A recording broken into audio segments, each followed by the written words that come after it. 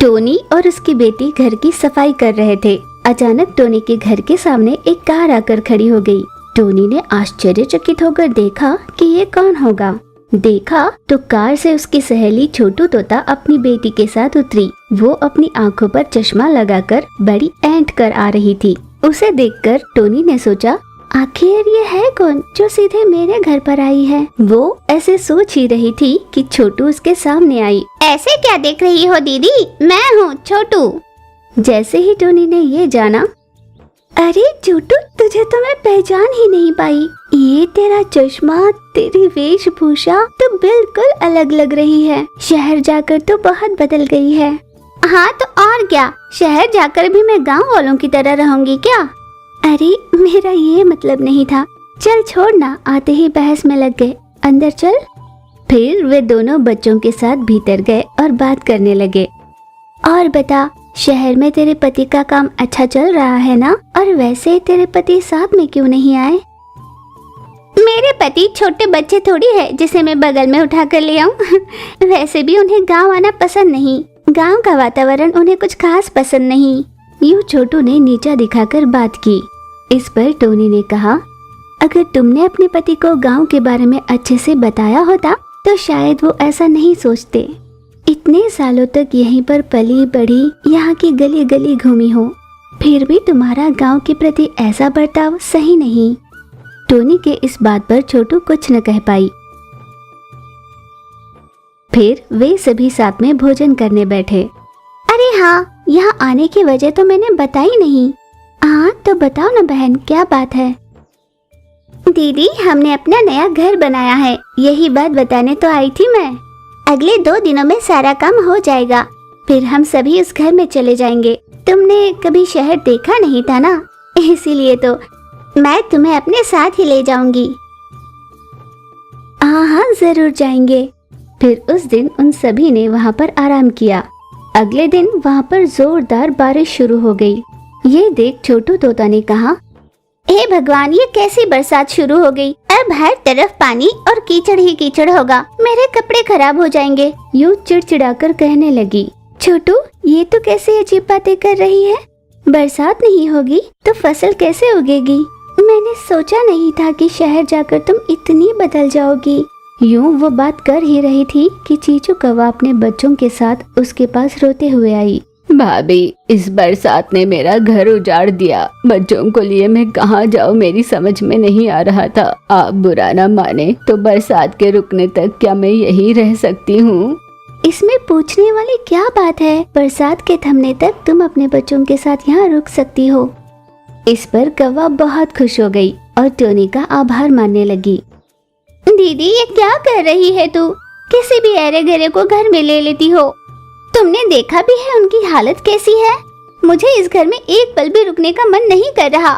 तुम उन्हें बाहर भेजती हो या मैं चली जाऊं? छोटू का बर्ताव टोनी को बिल्कुल पसंद नहीं आया। चुप करो, शहर जाकर 4 पैसे क्या कमा लिए? घमंड सर चढ़ चुका है तुम्हारा। तुमसे ज्यादा पैसे कमाने वाले भी ऐसे नहीं रहते जैसा तुम कर रही हो। लगता है तुम अपने पुराने दिन भूल गई। हमारे हालात इतने खराब थे कि हमें भीख मांगते हुए अपने बुआ के पास जाकर रहना पड़ा था। अगर उस समय बुआ ने हमें मजदूर कहकर घर से बाहर कर दिया होता तो सोच अपनी क्या हालत होती। छोटू तोता को बहुत गुस्सा आया और वो कमरे में चली गई। भाभी, मेरी वजह से तुम दोनों में बहस हो रही है। मुझे लगता है मुझे यहाँ से जाना चाहिए। मैं कहीं भी सहारा ले लूंगी। भाभी, इतनी तेज बरसात में तुम कहाँ जाओगी? तुम्हारा कहीं जाना सही नहीं। टोनी ने चीचू कौवा और उसके बच्चों को पेट भर खाना खिलाया। उन सबका खाना होने के बाद टोनी छोटू के पास गई।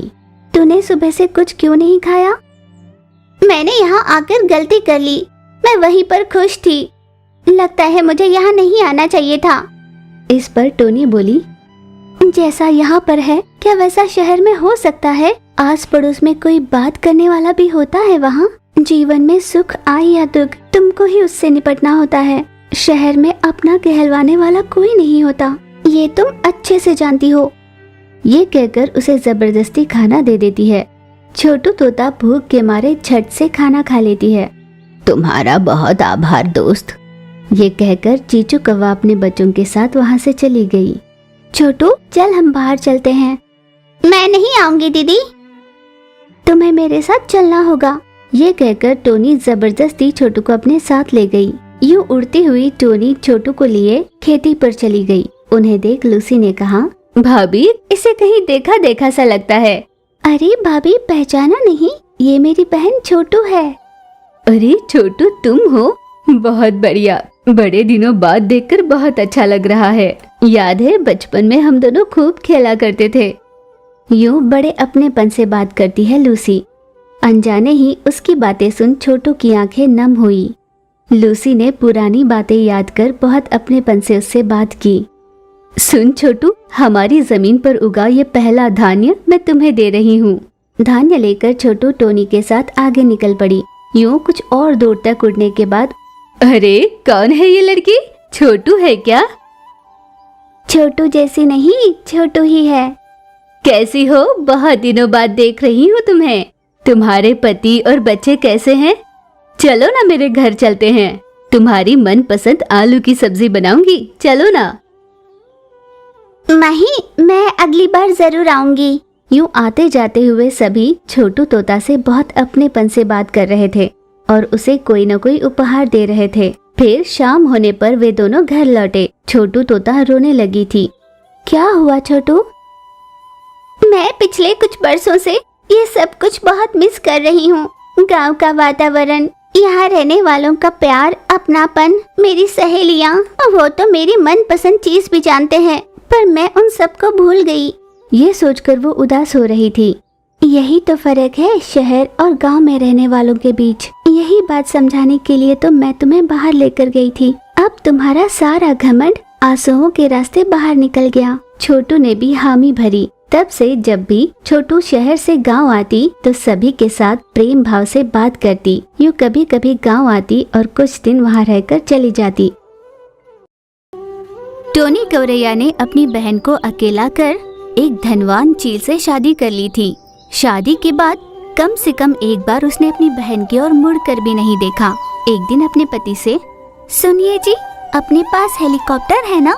मुझे बाहर सैर के लिए जाना है, चलिए ना मुझे लेकर। टोनी के कहने पर उसके पति ने उसकी बात मानी और दोनों सैर करने निकल पड़े। यूं आसमान में उड़ते समय उन दोनों की नजर छोटू तोता पर पड़ी। भगवान के नाम पर कुछ दे दो माई, भगवान के नाम पर कुछ दे दो। उसे देखकर टोनी के पति ने कहा, देखो तो, बेचारी भीख मांग रही है, चलो उसकी सहायता करते हैं। भला हम ऐसों की मदद क्यों करें? उसके हाथ पैर तो सलामत है ना? ऐसों को देखकर मुझे बहुत घृणा आती है। अरे ना जाने वो किस मुसीबत में है, चलो उसकी सहायता करते हैं। इस पर टोनी ने भी हामी भरी। उन दोनों ने अपने हेलीकॉप्टर को एक जगह उतारा और छोटू के पास गए। अपनी दीदी को देखकर बहन कुछ न कह पाई। ऐसे क्या देख रही हो? ये लो, कुछ पैसे रख लो। ये कहकर उसके चेहरे पर कुछ पैसे फेंके। मुझे इतने पैसों की जरूरत नहीं, तुम्हारी दया के लिए तुम्हारा बहुत आभार। ये कहकर छोटू तोता वहाँ से चली गई। देखा आपने, उसे कितना घमंड है, इसीलिए मैंने इसकी सहायता के लिए मना किया था। ये कहकर वे दोनों भी वहाँ से वापस लौटे। छोटू तोता घर पहुंचकर बहुत दुखी हो रही थी। माँ बाबूजी, मैंने सोचा आप दोनों के ना रहते हुए भी दीदी मेरा बहुत ख्याल रखेगी, पर धनवान से शादी कर उसने मुझे ठुकरा दिया। मेरे पास और कोई चारा नहीं था, इसलिए भीख मांगने लगी थी, पर सभी मुझे देखकर हंसते हैं। मैं किसी से काम मांगने जाती हूँ तो उसका गलत मतलब निकालते हैं। यूं वो रोने लगी। इसी तरह रोकर वो अपनी जिंदगी बिता रही थी।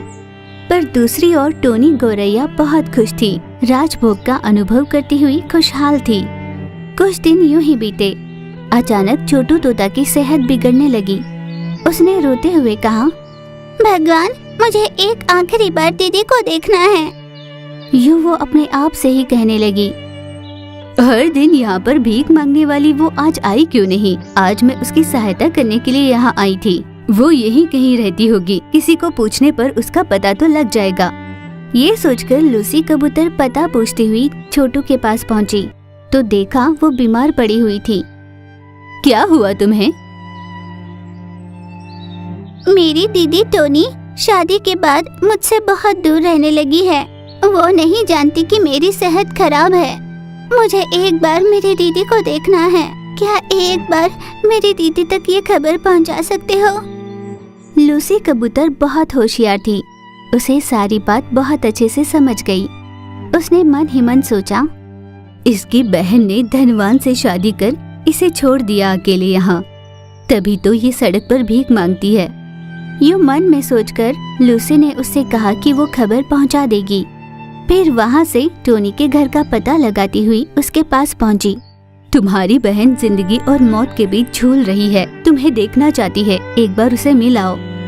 तब चील ने कहा, इसकी तो कोई बहन नहीं है, ये अनाथ है ना। इस पर लूसी ने कहा कि ये सब झूठ है और उसने पूरी सच्चाई चील को सुना दी। नहीं नहीं, ये सब झूठ है, मेरी कोई बहन नहीं है। वो हम साथ में बहुत रहा करते थे, इसलिए सभी को लग रहा होगा। मैं अभी जाकर आती हूँ। टोनी की कही बात सुनकर उसके पति ने उसी को सच माना। फिर वे दोनों छोटू तोता के पास गए। छोटू ने अपनी दीदी को देखकर कहा, दीदी तुम आ गई। सुन, मैं अभी बहुत अच्छी जिंदगी जी रही हूँ, क्या तुम उसे खराब करना चाहती हो?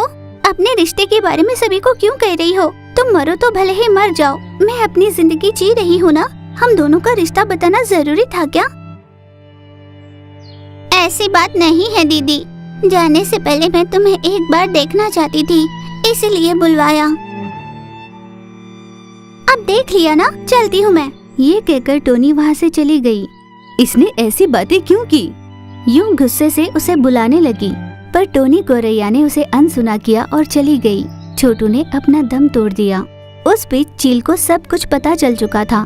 मैंने कभी नहीं सोचा था तुम ऐसी निकलोगी। मुझे सब कुछ सच पता चल गया है। अब तुम मेरी पत्नी बनकर यहाँ नहीं रह सकती। चली जाओ यहाँ से। तुम्हारी नजर में पैसा ही ऊंचा है, रिश्ते नहीं।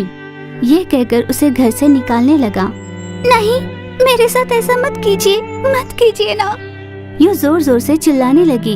इतने में छोटू, दीदी क्या हुआ? क्या हुआ दीदी? यूं वो टोनी को जगाने लगी। घबरा कर उठी टोनी ने छोटू को सारी बात बताई। नहीं नहीं, धनवान से शादी कर बहुत नुकसान हो जाता है। कहीं तुम मुझसे हमेशा के लिए दूर न हो जाओ। नहीं नहीं, मैं उस धनवान से शादी हरगिज नहीं करूँगी। अरे दीदी, लगता है तुमने सपना देखा है, इसलिए ऐसे कह रही हो। पर हम तो जीजाजी को अच्छे से जानते हैं ना। तुम चिंता मत करो और शादी कर लो, सब ठीक हो जाएगा। यूं देखते देखते शादी का दिन आ गया। उन दोनों की शादी हो जाती है। आसपास में रहने वाले सभी पक्षी जैसे चीचू कौवा, माही चील अपने बच्चों के साथ वहां पर आए। उस शादी के समारोह में एक तोते ने छोटू तोता को देखा और उसके प्यार में पड़ गया। उन दोनों की शादी के 2 ही दिनों बाद छोटू तोता की भी शादी उस धनवान तोते से हो गई। इस तरह उन दोनों बहनों की शादी धनवान घरों में हुई और वे दोनों बहुत खुश रहने लगे। उन दोनों की ही संतानें हुई। वे सभी इकट्ठे मिलने आए। दीदी, इस तरह बार बार मिलना बहुत अच्छा लगता है। अगर तुमने मुझे हिम्मत नहीं दी होती तो ये सब नहीं होता। मैं उसी सपने को लेकर चलती तो आज अपनी जिंदगी बर्बाद हो जाती। पर भगवान की दया से ऐसा कुछ भी नहीं हुआ। ये सब तुम्हारी वजह से छोटू। छोटी होने पर भी तुमने मेरी बात मानी, इसका तुम्हें बहुत धन्यवाद दीदी। मेरी सलाह को सही मानकर तुमने एक कदम आगे बढ़ाया, ये बहुत अच्छी बात है दीदी। इस तरह दोनों बहनें बात करने लगी। बच्चे आपस में खेलने लगे और उनके पति बात कर रहे थे।